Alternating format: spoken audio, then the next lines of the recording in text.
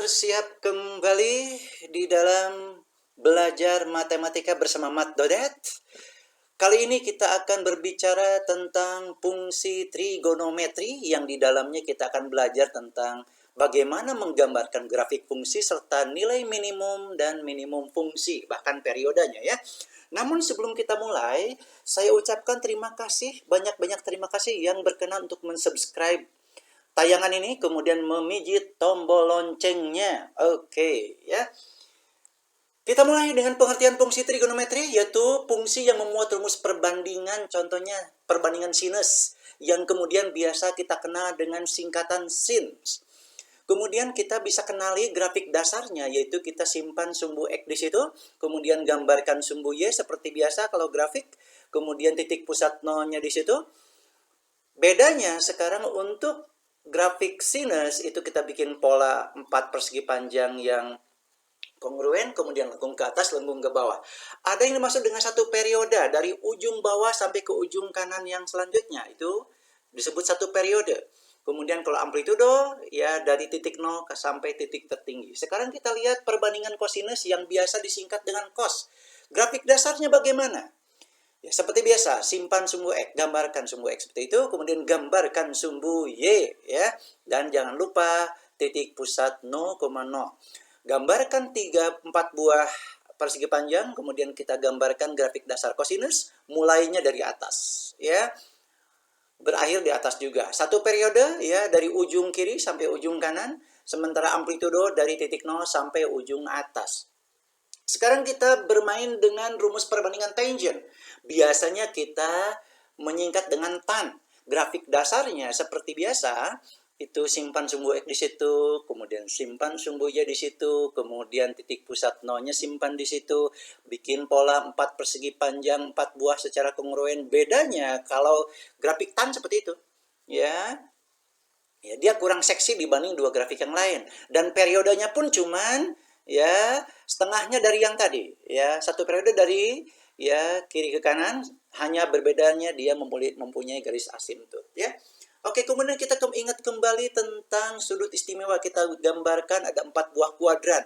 Kemudian kita punya sudut seperti itu, kurang lebih 30 derajat, dan kalau dalam bentuk radian itu namanya pi per 6. Kita ingat kembali sin pi per 6 setengah dan cos pi per 6 setengah akar 3, ya. Kita perbesar sudutnya. Sekarang, bagaimana kalau kita punya sudut 45 derajat? Dalam bentuk radian, ya, biasa kita tulis pi per 4 radian. Maka kita tahu sin pi per 4 setengah akar 2, cos pi per 4 juga setengah akar 2. Yes. Mengingat kembali ini ya, review. Kemudian kalau kita perbesar sudutnya menjadi berapa? 60 derajat misalkan. Kalau dalam bentuk radian kita tuliskan sebagai pi per 3, maka kita dapat sin pi per 3 adalah setengah akar 3 dan cos pi per 3 setengah. Ya. Perbesar lagi sudutnya yuk, ya, sampai 90 derajat. Ya, satu kuadran penuh. Ya, 90 derajat atau dalam bentuk V per 2 radian. Sin pi per 2 adalah 1, cos pi per 2 adalah 0.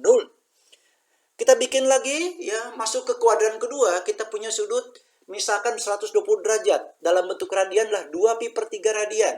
Maka sin 2 pi per 3 sama dengan setengah akar 3, cos 2 pi per 3 lah min setengah. Oke?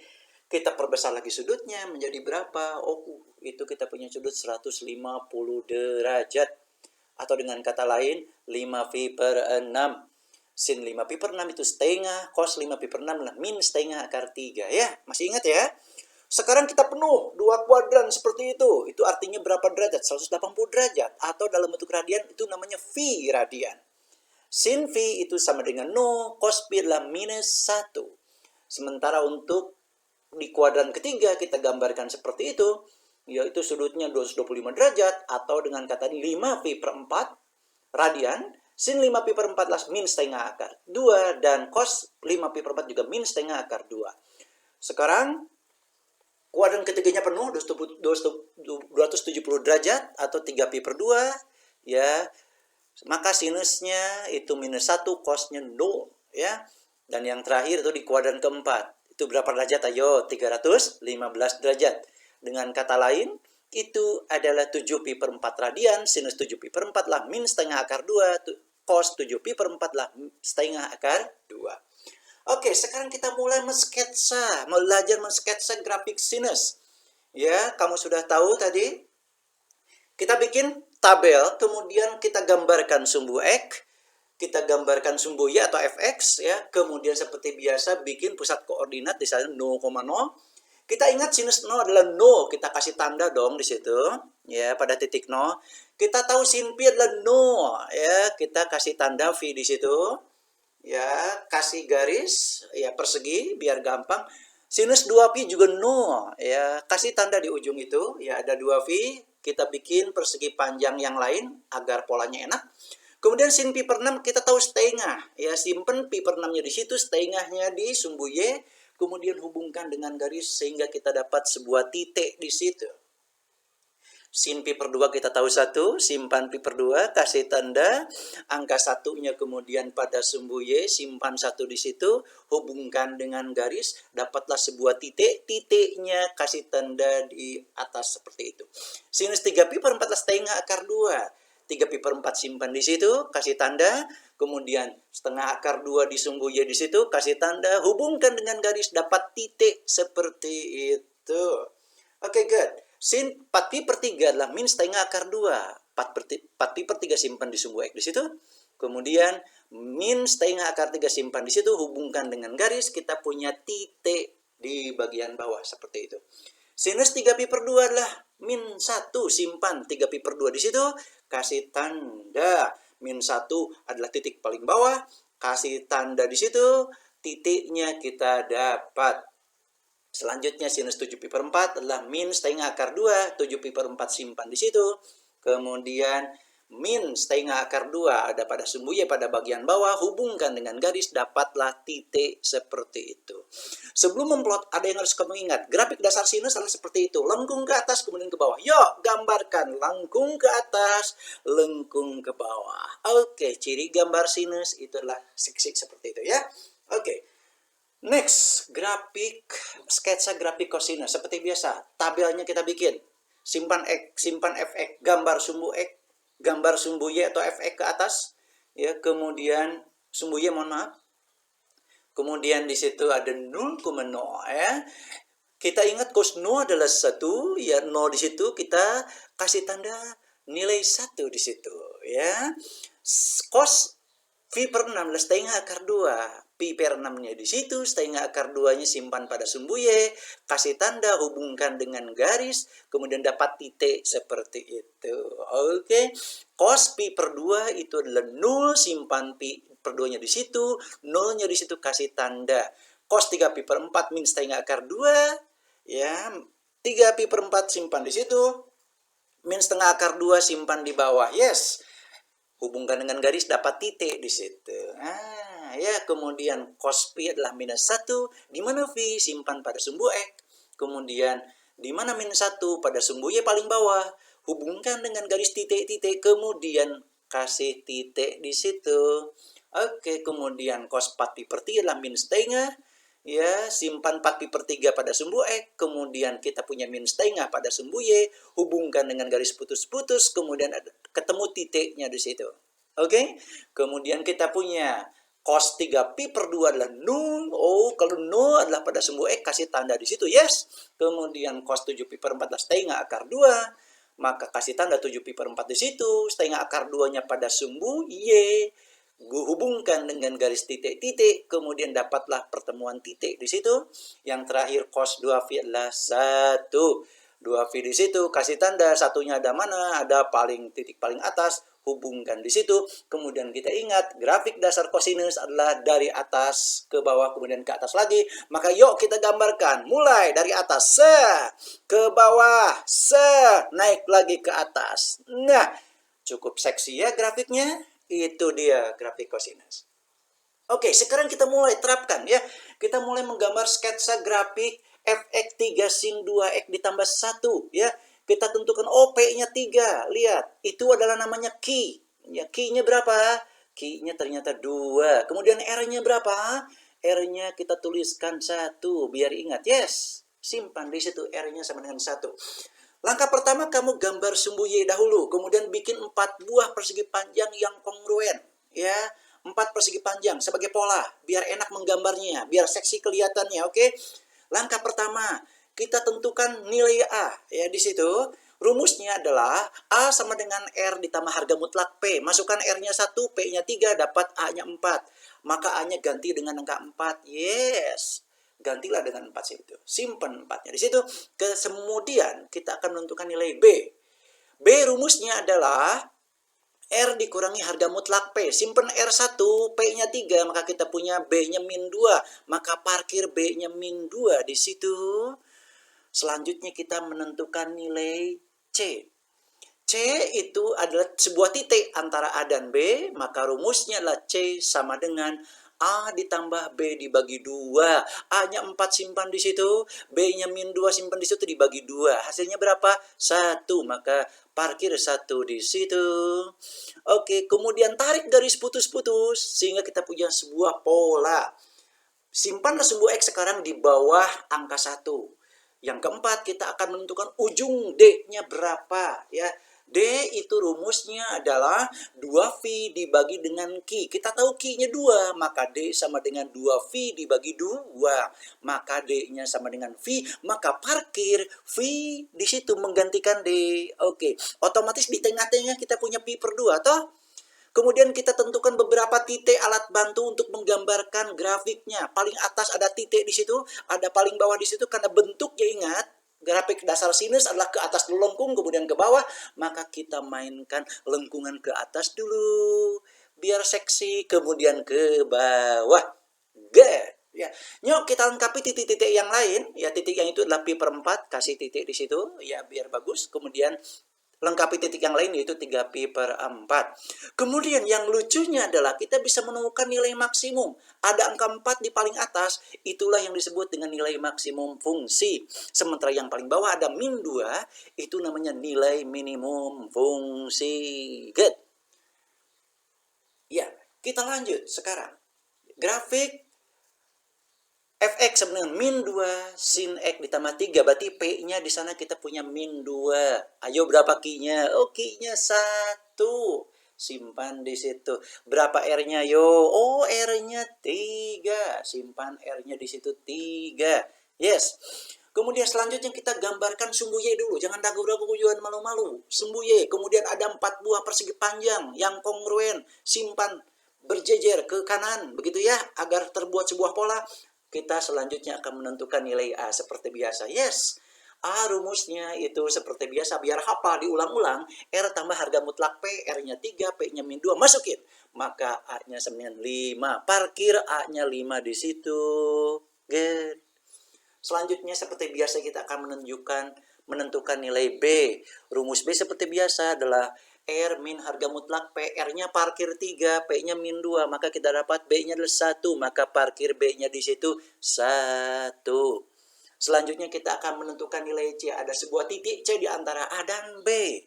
Ya, C-nya di situ. Dan rumus C seperti biasa kita tahu tadi bahwa C sama dengan A tambah B dibagi 2. A-nya 5 parkir di situ, kemudian B-nya 1 parkir di situ. Jadi C-nya dibagi 2 sama dengan 3. 3 parkir di situ. Oke, mengganti C, tarik garis ya. Kita sudah punya pola. Kemudian sumbu X pasti di bawah angka 1, maka simpan X di paling bawah. Kemudian kita akan menentukan ujungnya D. Seperti biasa D itu rumusnya adalah apa? 2V dibagi Q. Sementara Q-nya 1 toh, maka D sama dengan 2V dibagi 1. Maka D-nya sama dengan 2V. Parkir mang, D-nya diganti dengan 2V. Good. Berarti di tengah-tengah V dong. Yes, kasih tanda di situ. Nah, kemudian kita ingat, karena P-nya negatif, ya, P-nya negatif, maka kita grafik dasar sinusnya ke bawah dulu, mau bawah, kemudian ke atas, karena P-nya negatif. Nyok, kita mulai, lengkung ke bawah dulu, kemudian ke atas. Nah, seperti itu. Ya, dan lucunya seperti biasa, ada nilai yang paling atas, yaitu berapa? Ya, oke, kita lengkapi dulu titiknya ya. Nah, ya, kita lengkapi titiknya pi per 2 dan 3 pi per 2. Kemudian yang paling atas ada angka 5. Itu adalah yang disebut dengan nilai maksimum fungsi. Yang terbawah siapa? 1. 1 adalah nilai minimum fungsi. Good. Ya. Bisa dipahami, yes? Kita lanjut dengan cos sekarang ya. Kita ingin membuat sketsa grafik fungsi fx sama dengan 2 cos x ditambah 1. Kita tentukan dulu nilai p-nya adalah 2. Nilai q-nya berapa? Yo, satu tulis p-nya q-nya 1 di situ. R-nya berapa? Yo, R-nya adalah 1. Ya, R-nya sama dengan 1. Seperti biasa, sumbu Y-nya kita plot di situ. Bikinlah 4 buah persegi panjang mendatar secara kongruen agar kita bisa membuat sebuah pola yang bagus, gambarnya jadi seksi. Kemudian kita akan menentukan nilai A. Yes, nilai A seperti biasa adalah R ditambah harga mutlak P. R-nya 1, P-nya 2. Nyok, kita jumlahin. A-nya 3. Parkir, Mang. Ya, 3-nya parkir di situ. Yes. Kemudian selanjutnya kita akan menentukan nilai B.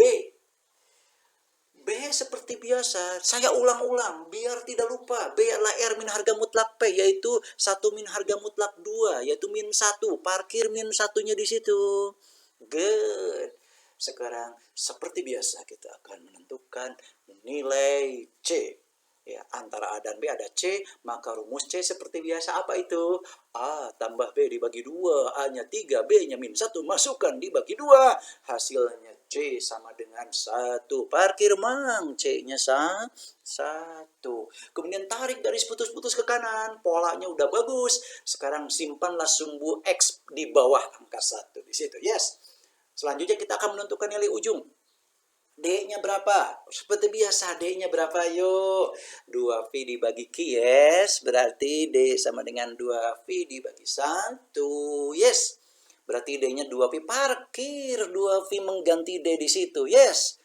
Seperti biasa di tengah-tengah kita punya apa? Pasti V dong, setengahnya dari 2V. Kemudian kita tentukan titik-titiknya yang nanti mungkin dilalui oleh grafik.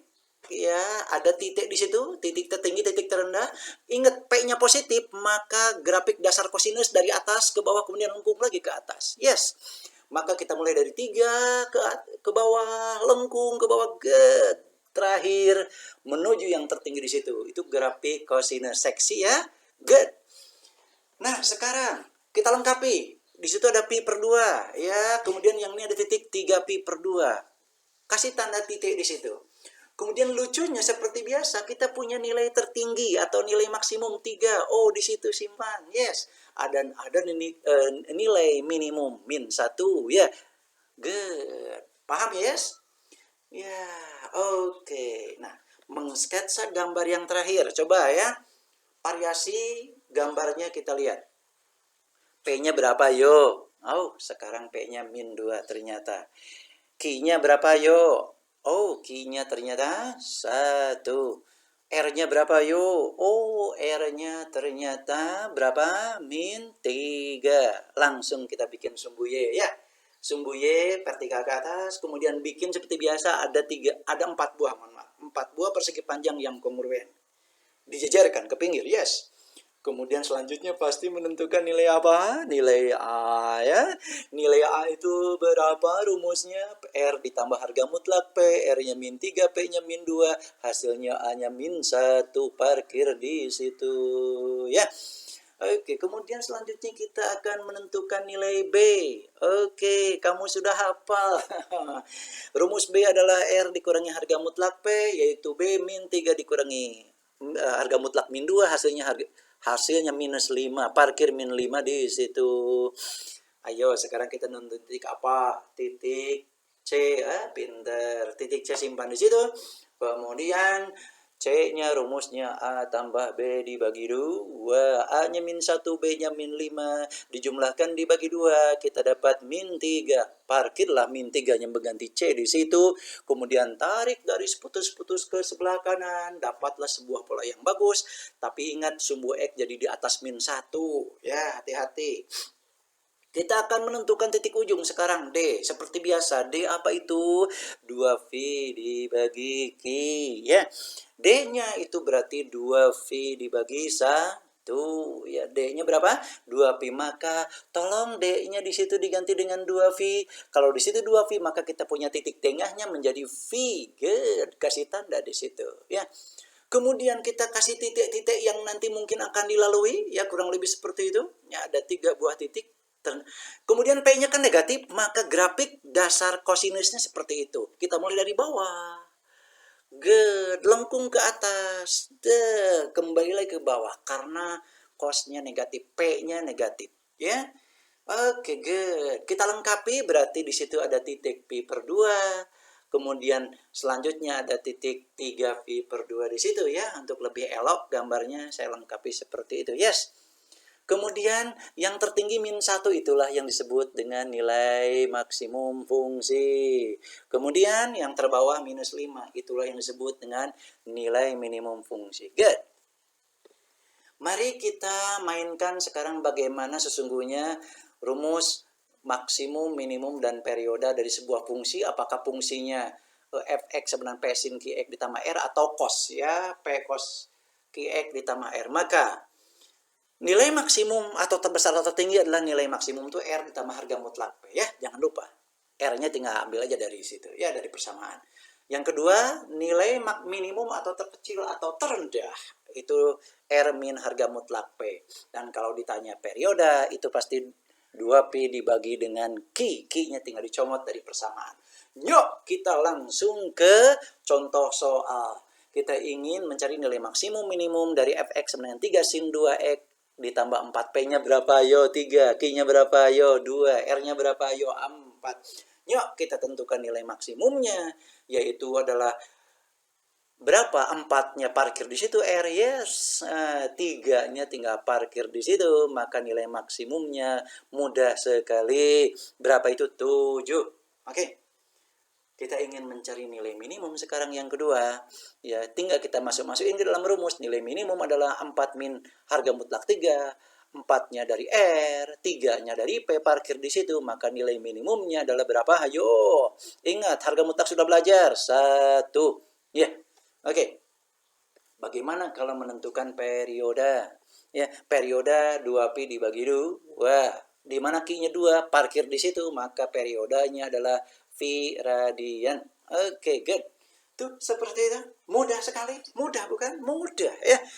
Contoh terakhir, ya. Nanti tinggal kamu latihan soal-soal. Contoh yang terakhir. Ya, kita ingin mencari nilai maksimum, minimum, dan periode dari min 5 cos 3 X ditambah V. P-nya min 5, Q-nya 3, R-nya min 2. Ingat, Q3 itu diambil dari situ. Ya, R-nya min 2 diambil yang paling ujung. Yes, ya nggak punya apa-apa di situ. Kemudian, ya udah, berarti kamu sudah hafal dong, ya, mencari nilai maksimum atau terbesar tertinggi langsung masukin nilai maksimum min 2 ditambah harga mutlak min 5, hasilnya 3. Ayo dipikirkan kembali, yes. Kenapa begitu? Kemudian yang kedua, mencari nilai minimum terkecil terendah, yaitu min 2 dikurang harga mutlak min 5, hasilnya min 7. Ayo pikirin kenapa begitu? Sifat harga mutlak, yes, waktu kelas 10. Sekarang, periodanya berapa? Ayo, 2Pi per 3. Atau kalau derajat boleh 120 derajat. Monggo. Nah, selesai contoh soal. Sekarang tinggal kamu yang ngurus latihan jurus-jurusnya ya. Yang sudah saya berikan ada 6 buah soal. Silakan dicoba semuanya. Tidak ada yang pinter, tidak ada yang jenius tanpa latihan keras. Kalau misalkan bingung ada bahas fungsi trigonometri new normal. Oke, silakan dilatih jurus-jurusnya. Sampai ketemu.